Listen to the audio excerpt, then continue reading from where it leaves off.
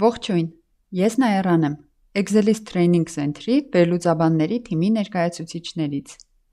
Համացանցում մեր կազմակերպության կայքն է excelist.am-ը։ Այստեղ կարող եք ծանոթանալ տվյալների վերլուծության և տվյալահեն մենեջմենթի վերաբերյալ մեր դասընթացներին։ Նախորդ դասերին մենք ավարտեցինք Power Query Editor-ում տվյալների նախնական մշակման փուլը, սովորեցինք, թե ինչպես ներմուծել տվյալները, մաքրել դրանք, փոխել տվյալների տիպերը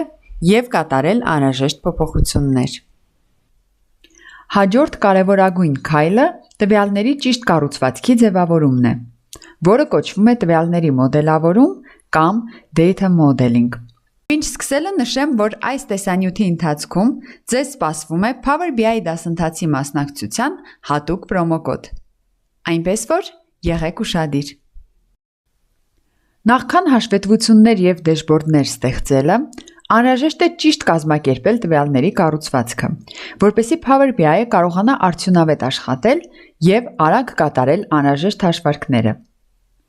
Ճիշտ կառուցված մոդելից է կախված հետագա վերլուծությունների որակը, հաշվարկների արագությունը և տաքս բանաձևերի պարզությունը։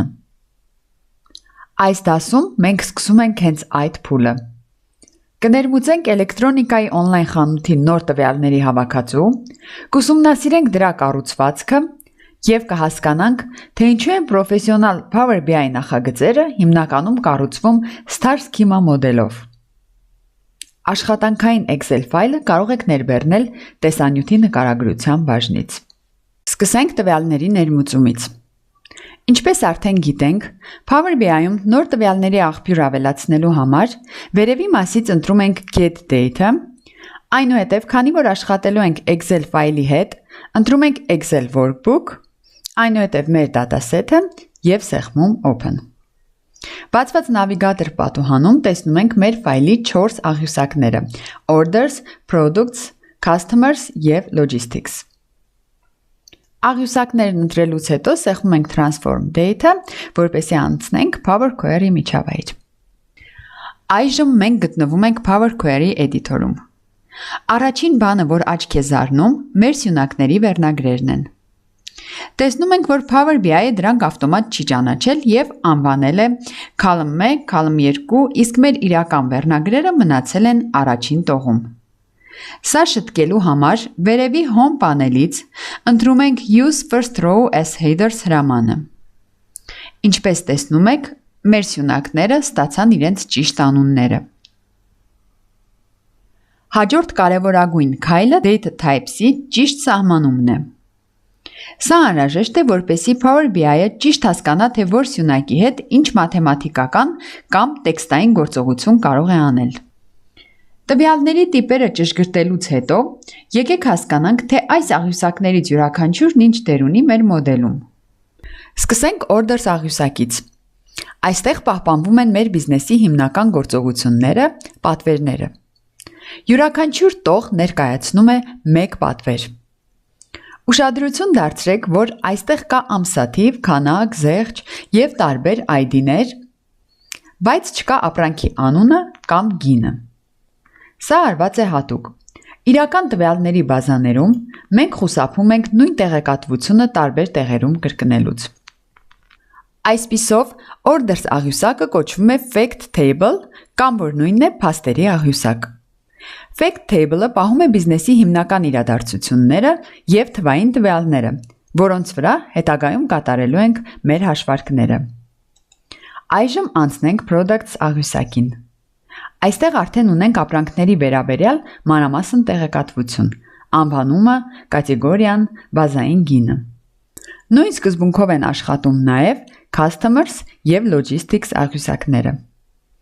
Այսպիսի աղյուսակները կոչվում են Dimension Tables, չափումների կամ տեղեկատու աղյուսակներ։ Ավելի պարզ ասած, Fact Table-ը ցույց է տալիս, թե ինչ է տեղի ունեցել, բուն իրադարձությունը,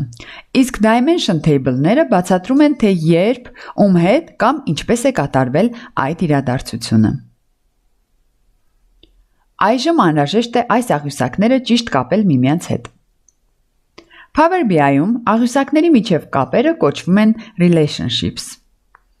Օրինակ, order-ի product ID դաշտը կապվելու է product-ի product ID դաշտի հետ։ Այստեղ մենք կունենանք one-to-many մեկը շատին հարաբերություն։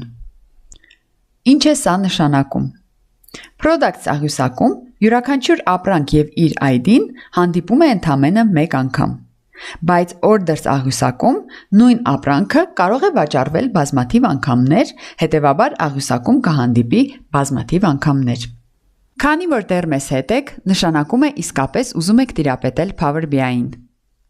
Օգտագործեք 10% զեղչի YouTube Power BI պրոմոկոդը մեր կայքում դասընթացի գրանցվելիս։ Նշեմ նաև, որ Power BI դասընթացի մանրամասներին ծանոթանալու, ինչպես նաև նախագրանցվելու համար կարող եք այցելել մեր կայք Power BI դասընթացի բաժին։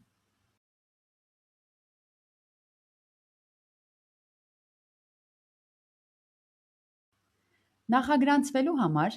սեղմում եք նախագրանցում կոճակին, հետո սկսել, հետո լրացնում համապատասխան դաշտերը և հաստատում, որից հետո մենք կապ կհաստատենք ձեզ հետ։ Կամ կարող եք կապել մեզ հետ նշված հեռախոսահամարով։ Այժմ անցնենք մոդելների տեսակներին։ Power BI-ում լավագույն պրակտիկան համարվում է Star Schema-ի կամ աստղաձև մոդելի օգտագործումը։ Այն ստացել է այդ անվանումը, քանի որ իր կառուցվածքով նման է աստղի։ Կենտրոնում գտնվում է հիմնական fact աղյուսակը, իսկ շուրջը դասավորված են dimension աղյուսակները։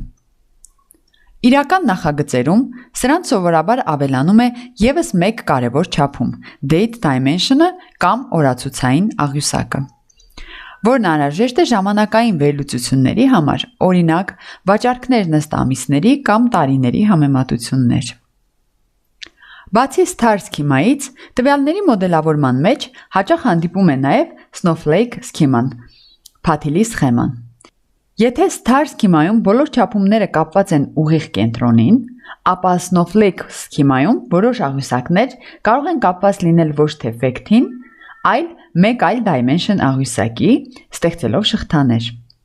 Օրինակ, եթե մեր ապրանքների կատեգորիաներն առանձնացնեինք մի նոր աղյուսակում, այն պետք է կապեինք նախ products-ին, այնուհետև products-ը orders-ին։ Թեև Snowflake-ն օգնում է խուսափել տվյալների կրկնությունից, Power BI-ում աշխատելիս լավագույն պրակտիկան համարվում է Star Schema-ն։ Այն ապահովում է առավելագույն արագագործություն, ավելի պարզ DAX բանաձևեր և շատ ավելի հեշտ վերլուծություն։ Դե ինչ, այսօր մենք սկսեցինք տվյալների մոդելավորման չափազանց կարևոր փուլը։ Որպեսզի մեր տվյալները կիրառվեն Power BI-ում, վերևի ձախ անկյունից սեղմում ենք Close and Apply։ Power BI-ը կիրառում է փոփոխությունները և վերադառնում հիմնական միջավայր։ Այժմ ձախ կողմի պանելից անցնենք Model View։ Ինչպես տեսնում եք, այստեղ մենք կարող ենք տեսնել մեր ամբողջ տվյալների մոդելը։ Power BI-ը երբեմն ավտոմատ կերպով կարողանում է հայտնաբերել կապերը, սակայն իրական նախագծերում միշտ անհրաժեշտ է ինքնուրույն ստուգել դրանք։ Այստեղ հստակ երևում է մեր Star Schema կառուցվածքը։